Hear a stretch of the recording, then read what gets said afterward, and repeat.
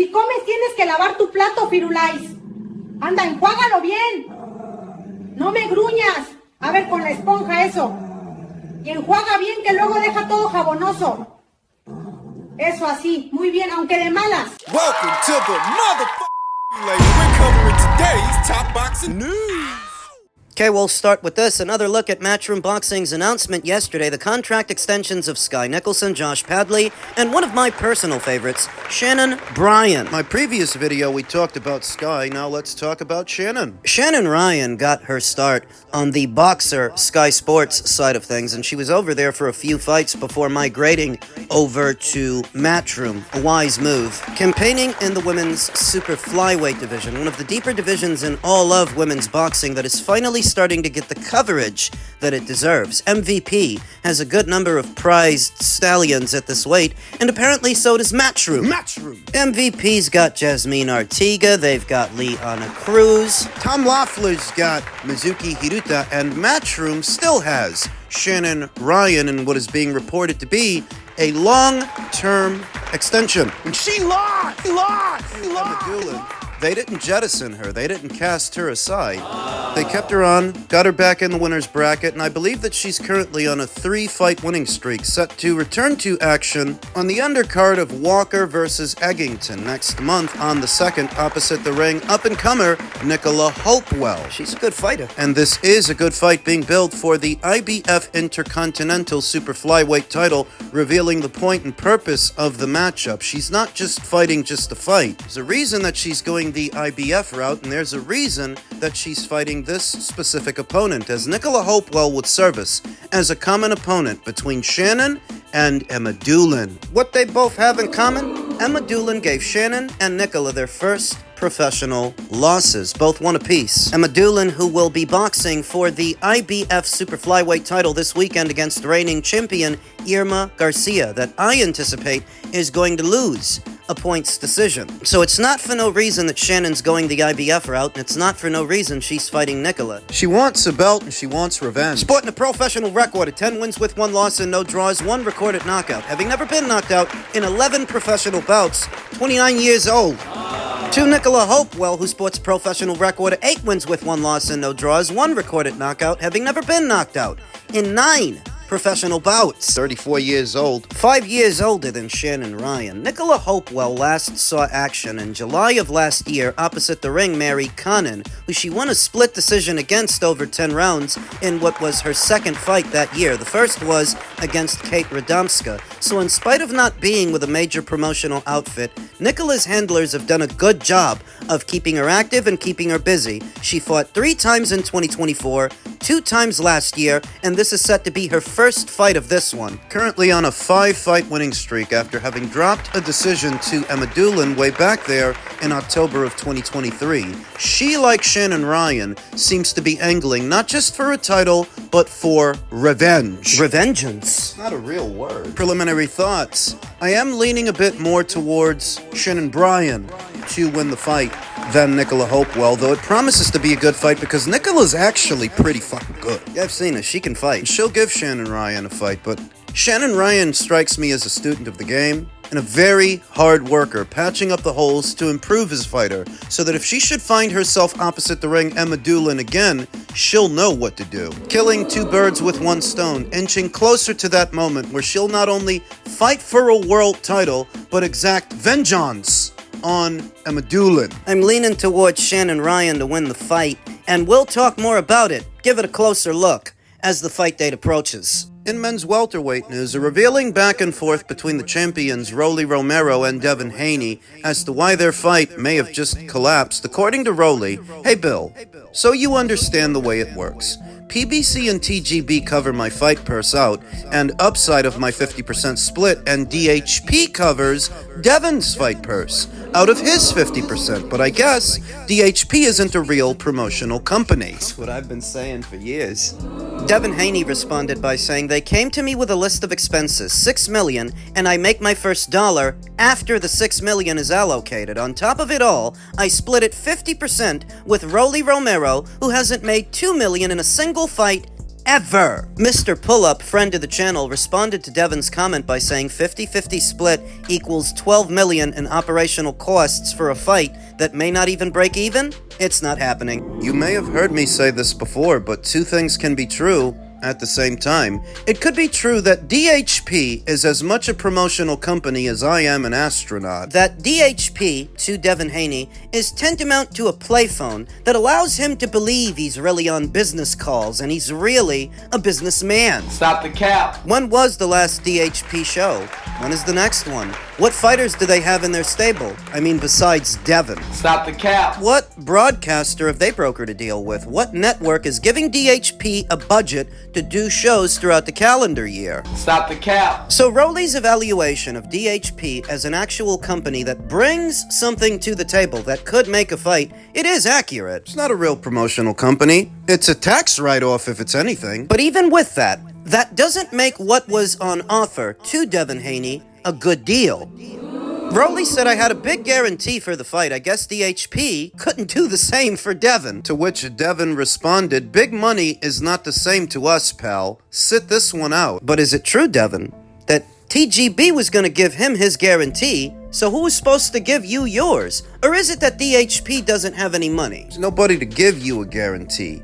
For all the talk about him being his own boss and being his own promoter, him being a free agent, you're still relying on other people to pay you, and if you're relying on them, you're tantamount to their employee. Free agency is not all it's made out to be. Devin continued, what a dumbass. You think I'm gonna do business with you guys with no guarantee? Trust you guys to do the right thing with the numbers and expenses? Fuck no. We got to address this story in two parts. The part about DHP being a dummy company and the part about what's really going on here. Now, as stated, DHP is not a real promotional company. They don't promote anything because how could they? There's no money behind it. The same is true of many of these little promotional outfits that are supposedly founded by these boxers like Man Down or Lions Only, GTD. They're tax write-offs more than their promotional outfits. Because they don't promote anything. How could they? There is no money behind them. The way to go about it, you either invest in the promotional outfit with your own money, start doing shows on a small scale, and build it up. Or you get a network to back you, to give you an annual budget. Though why would they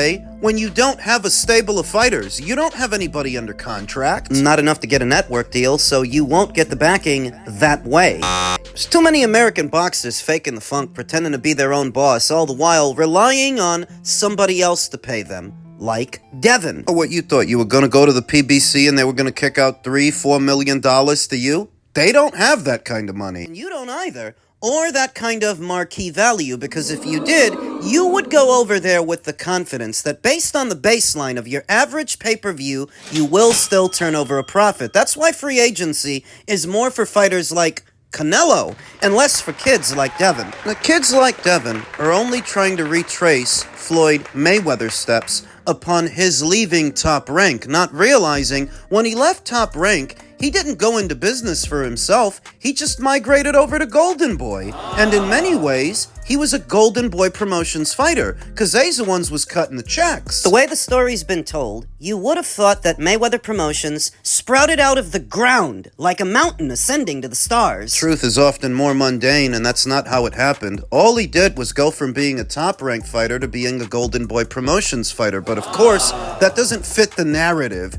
that Floyd is this self-made man. And it's that narrative that kids like Devin Haney try to recreate until they get out there and realize free agency ain't all it's made out to be. Free agency is not for fighters like Devin. It's not for fighters like Shakur. It's only for those specific fighters, those special fighters that have a large enough following. They're gonna get followed no matter where they go, no matter the platform or the promotion. It's actually a very short list of fighters that could benefit from free agency, not these kids. They only do it because they think that's what Floyd did. Devin Haney's marquee value is not parallel to what his demands are, and that's what his problem is. For so many years now, he's been overpaid. He was overpaid by Matchroom and DAZN. He was overpaid by Top Rank, overpaid even more by Turkey LL Sheik. When DAZN DAZN debuted in America, and they were throwing all that money around. They were willing to overpay fighters to bring talent to their platform.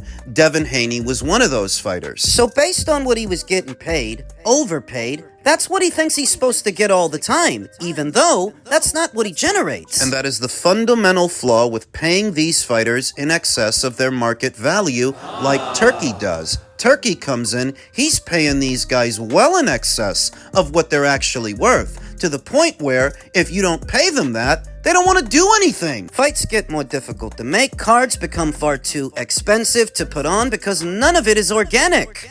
Pardon me for saying so, that I'm not the least bit broken up about this fight's collapse because Rolly sucks. Rolly's not a good fighter, and Devin is boring. Even if it is a unification match. So fucking what? So goddamn what? You know that they would have billed it as a pay-per-view. $75 out of pocket from me and you. Do you want to pay that to see them? Fuck off. In an ideal world, because Devin Haney is free, and so is Ryan, and Ryan just became WBC champion, the best fight to make for them would be the one against each other. It's bigger than the Rolly Romero fight. There is some demand for a rematch. I think it would perform fairly well at the box office. Better at least than a Rolly Romero fight, but of course, a rematch between Ryan and Devin comes with all its own issues. Devin wants to act like he's the one in charge, like he's the one in the driver's seat, and he's not.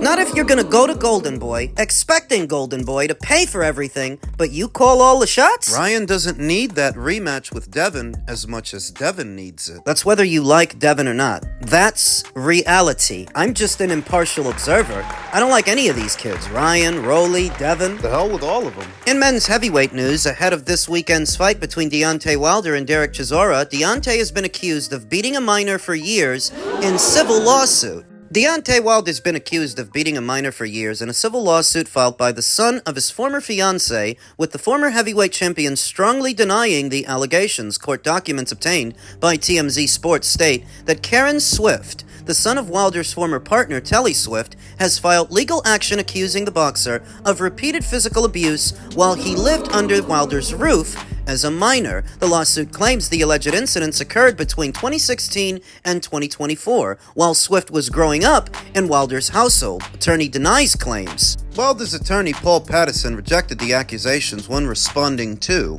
TMZ Sports and said the former WBC champion intends to defend himself against the lawsuit. This is obviously an attempt to smear the good name of Deontay Wilder in pursuit of personal gain. Patterson said Deontay Wilder is known as a loving and caring father who has never physically disciplined any child of his own or anyone else's. Patterson also questioned the timing of legal action. The timing of this lawsuit is suspicious since Mr. Wilder fights in less than 48 hours. Swift alleges Wilder struck him on multiple occasions during that period. One claim states that Swift, who says he was 13 at the time, was slapped inside a vehicle with such force that his head struck the interior of the car. Another allegation centers on a 2019 incident in which Swift claims Wilder whipped him with a belt, leaving bruises across his body. All of which is likely being exaggerated after the fact for dramatic effect. The most serious allegation described in the lawsuit relates to a 2022 encounter when Swift claims Wilder grabbed him by the throat, lifted him off his feet. What did he do then? Take the soul stone? And threw him under the furniture during an altercation. Swift says he believed he could die during the confrontation. The civil complaint seeks damages and includes claims of assault, battery, emotional distress, and false imprisonment. Swift has requested that the case be heard before a jury. Yeah, so he can ham it up for the cameras. You often hear it said like father like son, when it's really more like mother like son. Boys actually take on more traits from their mothers than their fathers. So let's call a spade a spade. Your mother's a deadbeat bitch. Another woman who thinks she's supposed to treat her romantic relationships like a racket, like a profession. And what society needs to start doing is calling these women what they are. Losers. Deadbeats. Such colloquialisms are often reserved for the men in society when they're not doing a good enough job of taking care of themselves and their responsibilities, but the same is not said about women when it's the same thing. You're a fucking deadbeat. You're not talented, you're not good at anything, you can't sing, you can't dance, you can't act. And you don't want to work for a living. You don't want to work hard towards anything. So, you treat your relationships like it's a racket. Deadbeat bitch. The lawsuit is the latest development in a turbulent period away from the ring for the hard-hitting slugger and arrives after Wilder's personal life had already come under scrutiny in recent years. In 2024, Telly Swift filed a temporary restraining order against the heavyweight boxer amid accusations of abusive behavior during their relationship. Swift alleged Wilder had choked her on multiple occasions and displayed increasingly aggressive behavior in the months following several defeats in the ring. You buying that? I would, if her all-of-a-sudden course of action didn't coincide with Deontay Wilder starting to lose fights. According to Wilder, I gave her everything, and as soon as I started losing, she filed for a divorce. That sounds about right. So that when her son turns around and pretty much does the same thing, oh, now you want to sue Wilder. Seeing that he's still fighting and making multi-million-dollar purses, you want a piece of the pie. The allegations were outlined in earlier World Boxing News reports examining the claims made in Telly Swift's restraining order filing. Swift also previously described Wilder as emotionally unstable during the period following his first defeat to Tyson Fury in February of 2020. Which isn't hard to believe. I believe that Wilder is emotionally unstable, but I also believe this is a shakedown. That loss ended Wilder's long unbeaten run and triggered a public dispute in which the former champion made a series of accusations about Fury, alleging that he cheated during their fight. Those claims were never proven. Further details surrounding Swift's account of Wilder's behavior during that period were explored in another WBN story, examining the boxer's struggles after the first Fury defeat, which World Boxing News attended live at the MGM Grand. Wilder's personal life offers a window into what may have been unfolding behind the scenes as he wrestled with processing his losses, particularly the first that ended his long-standing unbeaten record. As Wilder publicly imploded in the boxing media with a series of unproven accusations following the loss, turmoil also appeared to be developing at home, according to claims made by Swift in court filings. The frustration from those setbacks spilled over into his family dynamic. While the allegations remain unproven, the timing of Wilder's career downturn has inevitably drawn scrutiny. Despite the turbulence away from the ring, the Bronze Bomber continues to receive offers for high-profile bouts. That's why they're going after him. That's why they're suing him, because they know he has money and he's gonna make more of it. I don't believe Telly Swift. I don't believe her son. And it's not for love of Wilder. You guys know I don't like Wilder. But how many times have we seen athletes like Wilder in situations like this one at the end of a relationship after they've been taken advantage of because they really think they're pulling these broads with their looks or their charm, their wit? A lot of athletes don't actually have the best social skills, and these women take advantage of that. It's supposed to be a romance, but they look at it as a return on their investment. They look at it as getting paid for time served, because to them, it's a job. To them, you're a John. It's not even that I don't think Wilder might have spanked this kid the whole time that Telly Swift had him living in Wilder's house. It's that I don't think it's as bad as the kid's making it out to be, and I think what they're trying to do is assassinate Wilder's character as a team, both the son and the mother. Which it really isn't hard to do. The son's abuse case corroborates and strengthens the mother's abuse case. That he might have spanked him, or that he might have yelled at him, I can believe that, but I don't think you need to collect damages for it. He's gotta kick out millions of dollars to you because he spanked you a couple of times? It's a shakedown, and given Deontay Wilder's compromised emotional state, it's that much easier to shake him down, it's that much easier to make him look bad. And that's what I think this is. It's a shakedown.